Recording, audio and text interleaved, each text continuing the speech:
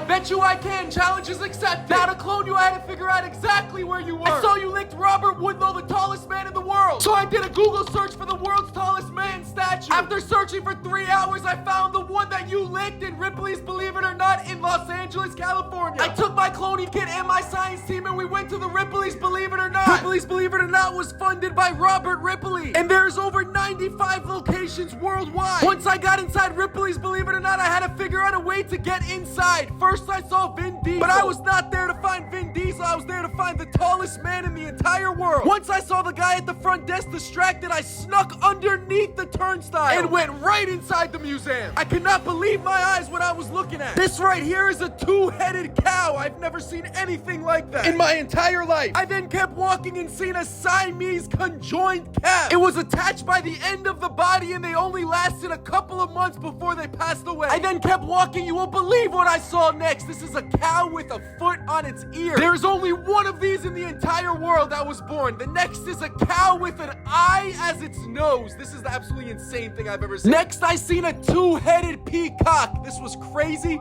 but beautiful at the same time. After I finished that room in the museum, I kept walking so I could find the tallest man in the entire world. This Ripley's Believe It or Not museum is over 10,000 square feet and 2 stories high, so I knew it was gonna take long to find the tallest man. But you know me, I never give up, and I was gonna find him no matter how long it took. This next room had all the freak show people, which was crazy to see. Look at these guys. This guy had a candle on his head. This guy, he swallowed his entire nose. After I seen these guys, I knew the tallest man was probably close by. Next, this woman had a plate as her mouth, which was crazy to see. I put the DNA kit inside her mouth, but took it out because I needed that to swab your DNA. This little man right here was named Tom Thumb, and he has an adventure series that you can watch online, which is actually amazing and super funny. Next, we had the guy with the most tattoos and piercings in the entire world. He even pierced his tongue to look like a snake. I kept walking through the museum to find the tallest man in the entire world, and the paparazzi started taking pictures of me. Everyone in the world knows about the Clone Master, so I knew it wasn't a surprise. I then kept walking and knew it was gonna be very close to find the tallest man. I went up these stairs, they sounded like a piano. Then I turned the corner, and guess what I see? The